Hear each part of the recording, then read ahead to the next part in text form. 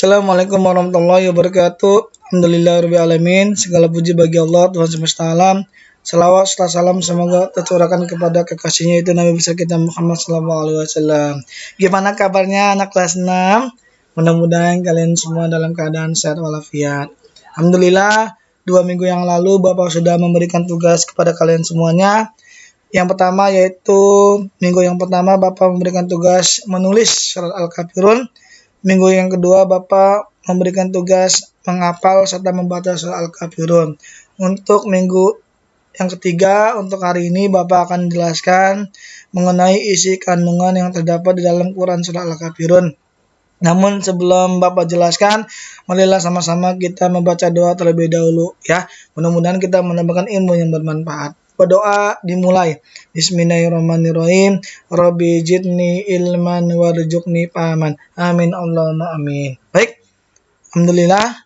Nanti Bapak akan jelaskan isi kandungan soal Al-Kafirun. Namun sebelum Bapak jelaskan, terlebih dahulu marilah sama-sama kita saksikan video pembacaan surat Al-Kafirun ya. Selamat menyaksikan. قل يا أيها الكافرون لا أعبد ما تعبدون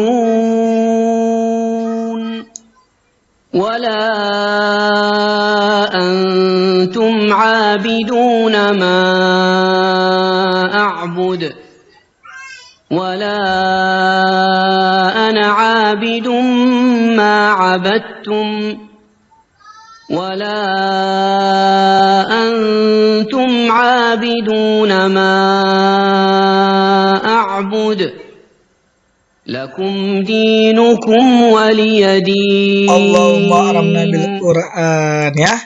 Nah, sekarang Bapak akan jelaskan, Bapak akan bacakan terlebih dahulu teks surat Al-Kafirun berserta artinya ya. Kalian dengarkan ya anak-anak ya. A'udzubillahi minasyaitonirrajim. Bismillahirrahmanirrahim. Qul ya ayyuhal kafirun. Katakanlah wahai orang-orang kafir. La a'budu ma ta'budun. Aku tidak akan menyembah apa yang kamu sembah. Wala antum abiduna ma a'bud. Dan kamu bukan penyembah apa yang aku sembah. Wala ana abidum ma abastum. Dan aku tidak pernah menjadi penyembah apa yang kamu sembah. Wala antum abiduna ma a'bud. Dan kamu tidak pernah pula menjadi penyembah apa yang aku sembah. Lakum dinukum waliyadin. Untukmu agamamu dan untukku agamaku ya. Itu adalah teks surat Al-Kafirun dan artinya ya. Nah, sebelum Bapak jelaskan tentang sekilas pengenalan Quran surah Al-Kafirun, Bapak akan jelaskan terlebih dahulu tentang asbabun nuzul. Apa itu asbabun nuzul? Asbabun nuzul itu adalah sebab-sebab turunnya satu surat. Ya. Anak surah Al-Kafirun itu ada asbabun nuzulnya. Asbabun nuzulnya adalah ketika itu pada zaman Rasulullah ada sekelompok orang-orang kafir Quraisy yang ingin mengadakan tukar keyakinan kepada Rasulullah sama Rasulullah. Itu memang udah siasatnya orang kafir Quraisy ya. Jadi kata orang kafir Quraisy, Rasulullah diajarkan tukaran keyakinan. Rasul menyembah berhala, dia menyembah Allah.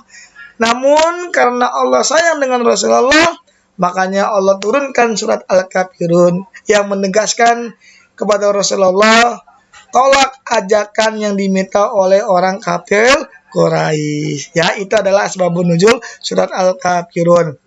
Nah, sekarang Bapak akan jelaskan sekilas pengenalan Quran surat Al-Kafirun. Surat Al-Kafirun adalah surat yang ke-109. Jumlah ayatnya ada 6, ya.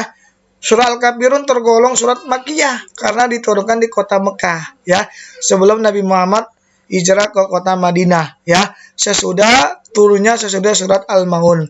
Dinamai Al-Kafirun, orang-orang kafir diambil dari perkataan Al-Kafirun yang terdapat pada ayat yang pertama surat Al-Kafirun. Nah, sekarang Bapak akan jelaskan tentang isi kandungan surah Al-Kafirun ya. Adapun secara rinci pokok kandungan surah Al-Kafirun atau secara menyuruh itu terbagi menjadi 3 isi kandungan. Yang pertama adalah seorang disebut kafir adalah seorang pengingkar dan penyangkal agama yang apabila melihat sinar kebenaran ia justru memejamkan mata, dan apabila mendengar satu huruf pun dari kalimatnya dari Al-Quran ia menutup telinga. Ia tidak mempertimbangkan dalil apapun setelah disampaikan kepadanya dan tidak bersedia tunduk kepada sebuah argumen meski telah mengusik nuraninya. Artinya sudah tertutup dengan kebenaran ya. Sekarang isi kandungan surah Al-Kafirun yang kedua yaitu mengenai tentang batas-batas toleransi dalam Islam. Mereka orang-orang kafir Mekah yang ketika itu kepada Rasulullah menawarkan kompromi. Dalam kenyataan sejarah orang-orang kafir itu tidak mau memeluk agama Islam. Orang-orang kafir ingin menipu Rasulullah dengan pura-pura ingin mengadakan tukaran keyakinan. Namun Rasulullah menolak ajakan orang-orang kafir itu. Jadi batas toleransi dalam Islam itu yang benar adalah kita saling menghormati, menghargai dan saling hidup rukun antar umat beragama. Tidak ada pemaksaan dalam beragama ya. Sekarang isi kandungan surah Al-Kafirun yang ketiga yaitu toleransi antar umat beragama. Keyakinan terhadap suatu agama merupakan hak asasi, hak seseorang atau hak manusia. Seseorang yang didasari adanya kesadaran dan tidak bersifat pemaksaan. Sebagaimana kita tahu bahwasanya di Indonesia itu terdapat lebih dari 5 jenis agama yang diadopsi di masyarakat. Ada agama Islam, agama Kristen, agama Hindu, agama Buddha, maupun agama yang lainnya. Hal ini mengharuskan agar setiap seorang menerima adanya perbedaan. Jika seseorang atau segolongan umat tidak menerima orang atau tidak mau menerima umat lain, maka akan tercipta suatu kondisi yang kacau. Bayangin tuh ya. Kondisi yang kacau sangat tidak sejalan dengan ajaran semua agama yang selalu mengajarkan kebajikan. Karena semua agama itu pasti mengajarkan kebaikan. Maka dari itu antar umat beragama harus mempunyai sikap toleransi. Nah, ini ada soal ya. Nanti soalnya ini ditulis atau disalin di buku tulis agama ya. Ada 5 soal. Kalau sudah selesai nanti kirim dokumentasi fotonya. Langsung saja japri ke nomor Bapak Padlala ya, WA Bapak Padlala. Jangan di grup, ingat ya. Iya. Nah, kalau udah muncul kayak begini berarti sudah selesai ya. Berarti sudah selesai apa yang Bapak sampaikan. Mudah-mudahan apa-apa yang Bapak sampaikan dapat bermanfaat buat kita semuanya dan menjadikan ilmu yang bermanfaat buat kita semuanya ya. Dan Bapak mohon maaf kalau ada salah-salah kata. Bapak akhiri dengan ucapan hamdalah. Wabillahi taufiq walhidayah. Wassalamualaikum warahmatullahi wabarakatuh.